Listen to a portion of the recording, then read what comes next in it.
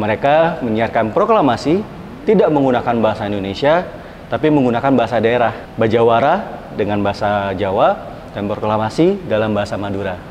Ya iyalah, nggak mungkin orang Jepang bisa ngomong Menduro kan.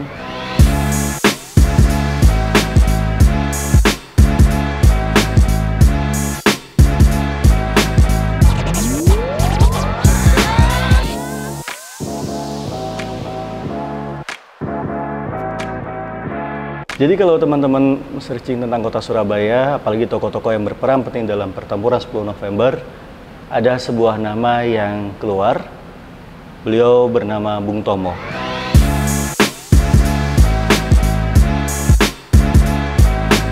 Bung Tomo, beliau lahir di Blauran pada tanggal 3 Oktober 1920. Dia adalah seorang tokoh yang nantinya akan memegang peran penting terhadap pertempuran 10 November. Bung Tomo dibesarkan dalam keluarga menengah dan keluarga yang sangat menghargai dan menjunjung tinggi pendidikan. Beliau adalah seorang putra dari Kartawan Ciptowijoyo, seorang priai golongan menengah yang pernah bekerja sebagai pegawai pemerintah, staf perusahaan swasta, asisten kantor pajak, dan lain sebagainya. Bung Tomo sendiri, beliau memilih untuk tidak melanjutkan jejak ayahnya. Dia malah bekerja di sebuah kantor berita. Beliau adalah seorang wartawan. Beliau adalah orang yang nantinya turut menyebarkan berita proklamasi. Jadi, pada saat proklamasi dikumandangkan oleh Insinyur Soekarno di Jakarta, berita tersebut diblokir oleh tentara-tentara Jepang. Siaran radio diharapkan agar tidak menyiarkan tentang berita proklamasi. Namun, Bung Tomo dan kawan-kawannya mencari cara lain supaya orang-orang Surabaya tahu tentang berita proklamasi. Mereka menyiarkan proklamasi tidak menggunakan bahasa Indonesia, tapi menggunakan bahasa daerah, Bajawara dengan bahasa Jawa, dan proklamasi dalam bahasa Madura. Ya iyalah, nggak mungkin orang Jepang bisa ngomong Menduro kan. Hal inilah yang akhirnya memacu orang-orang Surabaya untuk merapatkan barisan dan menantang segala bentuk penjajahan di kota Surabaya. Pada saat pertempuran 10 November, Bung Tomo membacakan sebuah pidato yang nantinya akan membakar semangat arek-arek Surabaya. Nah, pidatonya sendiri teman-teman bisa dengarkan secara lengkap apabila berkunjung ke Museum Tugu Pahlawan. Selama banteng-banteng Indonesia masih mempunyai darah merah yang dapat membuat getaran air putih, merah dan putih, maka selama itu tidak akan kita mau menyerah kepada siapapun juga.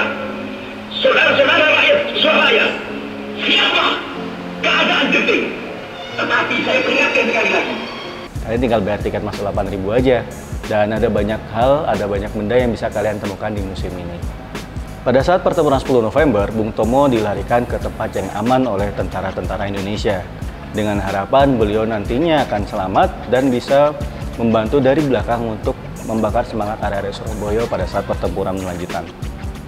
Ada beberapa cara yang digunakan oleh Bung Tomo dan orang-orang untuk menyebarkan berita tentang proklamasi di kota Surabaya. Nah, mereka membuat yang namanya radio bekupon.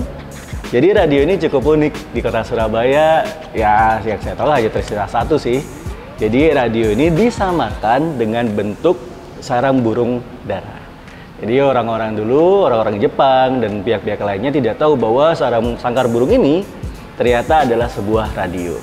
Setelah ada kemerdekaan, setelah pertempuran 10 November selesai dan setelah Indonesia kembali stabil, Bung Tomo mulai aktif dalam kehidupan politik. Beliau sempat menjadi Menteri Negara Urusan Bekas Pejuang Bersenjata atau veteran dan sekaligus menjadi Menteri Sosial et Intern pada tahun 1955 hingga tahun 1956 pada Kabinet Burhanuddin Harahap. Bung Tomo pun pernah menjadi anggota DPR Lore pada tahun 1956 hingga 1959 dari Partai Rakyat Indonesia. Bung Tomo sebagai seorang Muslim, beliau dikenal sebagai orang yang sangat taat. Beliau meninggal dunia pada saat beliau melaksanakan ibadah haji di Padang Arafah, Mekah. Biasanya orang-orang yang meninggal di Tanah Suci akan dimakamkan di sana. Beliau dibawa kembali pulang untuk dimakamkan di kota Surabaya. Dan ternyata beliau tidak dimakamkan di Taman Makam Pahlawan Lore. Istri beliau meminta agar Bung Tomo dimakamkan di tempat pemakaman umum. Itu dia catatan kaki dari Bung Tomo. Jangan lupa di follow, like, dan subscribe Love Surabaya untuk informasi menarik selanjutnya.